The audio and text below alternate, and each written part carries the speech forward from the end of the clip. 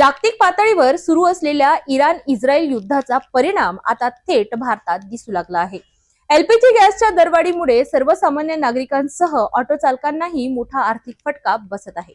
Iran आणि Israel यांच्यात सुरू असलेल्या युद्धामुळे आंतरराष्ट्रीय बाजारात इंधनाच्या दरांमध्ये मोठी चढ उतार सुरू आहे। याचाच परिणाम आता भारतात एलपीजी गॅसच्या दरांवर झाला आहे। काही दिवसांपूर्वीपर्यंत एलपीजी गॅसचा दर 55 ते 56 रुपयांच्या आसपास होता, मात्र गेल्या 15 दिवसात या दरात मोठी वाढ झाली आहे। सध्या अमरावती शहरात काही गॅस पंपवर एलपीजीचा दर 84 रुपये इतका आहे, तर काही ठिकाणी तो थेट 100 रुपयांपर्यंत पोहोचला आहे। या दरवाढीचा सर्वात मोठा फटका बसतोय तो ऑटो चालकांना, कारण अनेक ऑटो एलपीजीवर चालतात। दरवाढीमुळे रोजच्या कमाईवर मोठा परिणाम होत असून खर्च वाढला आहे, पण भाडे मात्र तेवढंच असल्याने ऑटो चालक आर्थिक संकटात सापडले आहेत। ऑटो चालकांच्या मते गॅस दर वाढल्यामुळे रोजचा खर्च वाढलाय, पण उत्पन्न तसंच आहे, त्यामुळे घर चालवणं कठीण झालंय। युद्धाचा परिणाम फक्त इंधनापुरता मर्यादित नसून येत्या काळात आणखी दरवाढ होण्याची शक्यता तज्ञांनी व्यक्त केली आहे। इस्रायल युद्धाचा फटका आता थेट भारतामध्ये जाणवायला लागलेला आहे। अगोदर घरगुती लागणारा सिलेंडर, तर आता ऑटो चालकांना मोठ्या प्रमाणात त्रास सहन करावा लागत आहे। एलपीजी गॅसच्या मोठ्या प्रमाणात किंमत वाढल्यामुळे ऑटो चालकांना मोठ्या प्रमाणात या संपूर्ण परिस्थितीला सामोरे जावं लागत आहे। आपल्यासोबत काही ऑटो चालक आहेत। काय नाव काका आपलं? माझं कैलास गवई।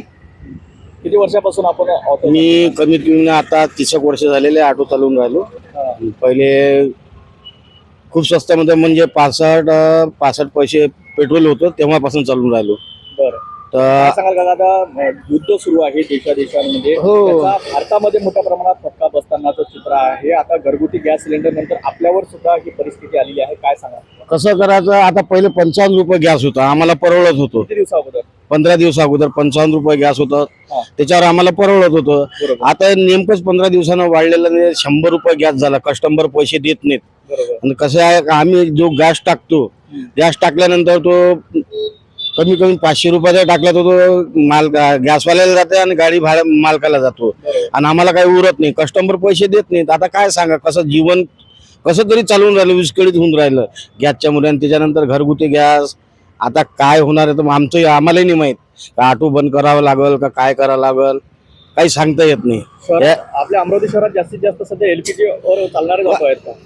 सरासरी म्हटलं म्हणजे 99% ऑटो एलपीजी वर आहेत, आणि त्याच्यानंतर इलेक्ट्रिक वर आहेत, काही पेट्रोल वर आहेत। आम्हाला कसा भरपूर त्रास सहन करावा लागू राहिला। इथं बन्नेरा, इथं तिथं रांगाच लागून राहिल्या। त्याच्यानंतर काही परवडून नाही राहिलं। ऑटो म्हटलं म्हणजे असा वेळ आला, उपासमारीची वेळ आलेली आहे आमच्याकडे। आता सरकारलाही सांगितलं, सरकार पण काय करू शकते, आपणच काही नाही करू शकत। आता किती भाव आहे? आता पुरा 100 आहे। पहिले 55 होता, आता पुरा 100 आहे। 45 रुपये वाढला, आणि याच्यानंतर आणखीन वाढणार म्हणते। तर याच्यानंतर आम्हाला काय 100 रुपये कधी झाला भाऊ? हे 15 दिवस अगोदर झालेलं आहे। 100 रुपये 15 दिवस अगोदर? हो, 15 झालेला आहे। हो, आपल्या अमरावती शहरात काही ठिकाणी 85 84 हो। आता त्याचं कसं आहे, जिथे आता टाकतात तर त्याच्यानंतर काही सांगता नाही, ते कोणता गॅस देतात। आम्हाला जिथून परवडतं का ह्या गॅसहून बा आम्हाला परवडतं, म्हणून मी इथं येतो। आता तिथं बहुत म्हणजे पुष्कळ रांग राहते तिथं, चपराशीपुरामध्ये भरपूर रांगा राहते। मग आम्ही इकडे येतो, आम्हाला जिथं सोयीस्कर लागते तिथं येतो। हे अमरावती शहरामध्ये सकाळपासून ऑटो चालकांची मोठ्या प्रमाणात गर्दी झाल्याचं चित्र एकंदरीत पाहायला मिळतंय। एलपीजी गॅस मिळत नसल्यामुळे ऑटो चालकांना मोठ्या प्रमाणात त्रास सहन करावा लागत आहे। काही ऑटो चालक आपल्या सोबत आहेत। काय नाव? माझं नाव संजय डीके आहे, किती वर्ष? आणि मी जवळपास 14 वर्षापासून ऑटोचा व्यवसाय करत आहे। परिस्थिती अशी आहे की ऑटो एलपीजीवर खूप सारे आहेत, आणि पंप एकदम थोडके आहेत। थोडके पंप असूनही आता काही पंपांची परिस्थिती अशी झाली आहे की तिथं गॅस मिळत नाही आहे। पण ह्या चपराशीपुराचा एक पंप आहे, इथं थोडंफार 10-15 रुपयानं कमी आहे, म्हणून इथं खूप मोठी रांग आहे। साईनगरवरचा पेट्रोल गॅस पंप बंद झालेला आहे, आणि तिकडे बडनेरात जावं लागते। मग जो पेट्रोल पंप आपल्याला जवळ पडते, गॅस पंप जवळ पडते, त्या हिशोबाने इथं खूप मोठी गर्दी लागली आहे। मला आता जवळपास अर्धा पाऊण तास झाला मी रांगेत उभा आहे। सकाळपासून गर्दी आहे? सकाळपासून गर्दी आहे। नाही, रोज इतकी नसते, पण ह्या युद्धामुळे आता सगळीकडे झाला आहे की गॅस मिळत नाही, म्हणून हे सगळ्या गोष्टी आता आम्हाला पण त्याची आता लहान ऑटो धारकांना सुद्धा त्याची झळ पोचलेली आहे। काय नाव? माझं नाव अनिल गडलिंग आहे। किती वर्षापासून ऑटो चालक? मी 30-35 वर्षापासून ऑटो चालवत आहे, आणि विषय असा आहे की इथे 10-15 रुपयाने स्वस्त असल्यामुळे इथे खूपच गर्दी वाढली आहे. म्हणजे काही पेट्रोल पंपावर जास्त भाव, काही पेट्रोल पंप काही पेट्रोल पंपवर 100 रुपये आहे इकडे आणि इकडे 85 रुपये आहे, म्हणून इकडे गर्दी वाढली आहे. साहजिकच वाटते कुणाला. युद्धाच्या अगोदर काय भाव होता गॅसचा? युद्धाच्या अगोदर 58 रुपये होता 58 रुपये होता.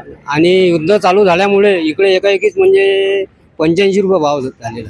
एवढ्या मोठ्या प्रमाणात वाढ झाली, काही आपल्या धंद्यावर, व्यवसायावर काही व्यवसायावर फरक खूप असेल? फरक पडला आहे. त्यामुळे चार्जिंग ऑटो पण जास्त झाले आहे, बरोबर. त्याच्यामुळे व्यवसायावर फरक पडला आहे. आता तिकीट दरवाढीमध्ये काही वाढ होऊ शकते? काहीच काय नाही, वाटतंय? ते आता बघू आता काय होते तर. कसा युद्धाचा फटका बसतोय भारताला? अगोदर घरगुती गॅस सिलेंडर, तर आता घरगुती गॅसमुळे तर काही प्रॉब्लेम, भरपूर प्रॉब्लेम झाला युद्धामुळे. घरगुती गॅसही नाही मिळून राहिला. 15-15 एक महिना त्याला दिवस लागत आहे. बरोबर. आता कसं इकडे खूप सकाळपासून गर्दी आहे. नक्कीच दोन देशाचा फटका जे आहे ते भारतामध्ये सुद्धा जाणवायला सुरुवात झालेली आहे. आपण अमरावती शहरातील चपराशी परिसरामध्ये आहोत, या ठिकाणी आपण मोठ्या प्रमाणात ऑटोच्या रांगा लागल्याचं चित्र एकंदरीत पाहायला मिळतंय. सकाळपासून ह्या ऑटोच्या रांगा लागलेल्या आहेत. गॅस मिळत नसल्यामुळे हे संपूर्ण परिस्थितीला आता ऑटो चालकांना सामोरे जावं लागत आहेत. सकाळपासून जे आहेत या ठिकाणी ऑटोंची गर्दी आहे, तर रांगेत लागलेले आहेत ऑटो चालक. अर्धा पाऊण तास या ठिकाणी रांगेमध्ये उभं राहून जे आहेत गॅस भरविण्याकरिता गर्दी केल्याचं चित्र आहे. तर अमरावती शहरामध्येच काही गॅसवर कमी भाव, तर काही गॅसवर जास्त प्रमाणात भाव असल्याची सुद्धा माहिती ऑटो चालकांनी दिलेली आहे. काय नाव बघा? माझं नाव गोलू गजबी आहे. किती वर्षापासून व्यवसाय करता आपण? मी 1.5 वर्ष झाले ऑटो घेतला आहे. तरी याच्या पहिले गॅस 60 म्हणजे 58 रुपये लिटर होता, म्हणजे किलो होता. आता झाला आहे तो 85, 100 रुपये. व्यवसायावर कशा पद्धतीचा परिणाम झाला? व्यवसायावर तर भरपूर झाला आहे, म्हणजे लय थोडं हे जात आहे. त्याच्यानंतर आम्हाला तो ऑटो समजा आम्ही फायनान्स केला आहे, तर आम्हाला किस्तला मजुरी नाही निघत आहे. ऑटो चालकांनी फायनान्सवर सुद्धा हा व्यवसाय व्यवसाय चालू केला आहे. अमरावती शहरामध्ये काही पेट्रोल पंपवर कमी दरात, तर काही पेट्रोल पंपवर जास्त दरात गॅस मिळत असल्याची चर्चा आहे. काय वाटतं? हो, तर जिकडे जो आहे समजा इथं गो गॅस आहे, इथं हा 85 रुपये किलो आहे. तिकडे आपला दस्तूरनगर चौकामध्ये तिथं 100 रुपये किलो गॅस आहे. युद्धाचा थेट परिणाम आता भारतामध्ये जाणवायला सुरुवात झालेली आहे. गेल्या काही दिवसा अगोदर घरगुती लागणारा गॅस सिलेंडरचा फटका मोठ्या प्रमाणात भारतामध्ये बसला होता, जेणेकरून संपूर्ण भारतामध्ये आपण एकत्रित चित्र बघितलं की सर्व गॅस एजन्सी बाहेर मोठ्या प्रमाणात नागरिकांच्या रांगा लागलेल्या होत्या. अनेक हॉटेल सुद्धा बंद पडलेले होते. आता ऑटो चालकांची बारी आलेली आहे, तर मोठ्या प्रमाणात ऑटो चालकांना एलपीजी गॅस मिळण्यास तफावत होत आहे. मोठ्या प्रमाणात त्रास सहन करावा लागत आहे. मोठ्या प्रमाणात अमरावती शहरामध्ये जे आहेत ऑटो चालकांच्या जे आहेत पंपवर मोठ्या प्रमाणात गर्दी झाल्याचं चित्र एकंदरीत पाहायला मिळते. आणि ज्या प्रकारे या 15 दिवसात एलपीजीचे भाव वाढले आहेत, त्यामुळे ऑटो चालकांवर उपासमारीची वेळ आल्याचं सुद्धा चित्र एकंदरीत अमरावती शहरामध्ये पाहायला मिळतंय. कॅमेरामॅन प्रदीप इंगोलेसह मी रोहित कडे, पाहत राहा सिटी न्यूज अमरावती. एकीकडे जागतिक घडामोडी तर दुसरीकडे सर्वसामान्यांच्या खिशाला वाढत चाललेला ताण. एलपीजी दरवाढीमुळे ऑटो चालकांसमोर मोठं आर्थिक संकट उभं राहिलं आहे. सरकार यावर काय निर्णय घेणार हे पाहणं महत्त्वाचं ठरणार आहे.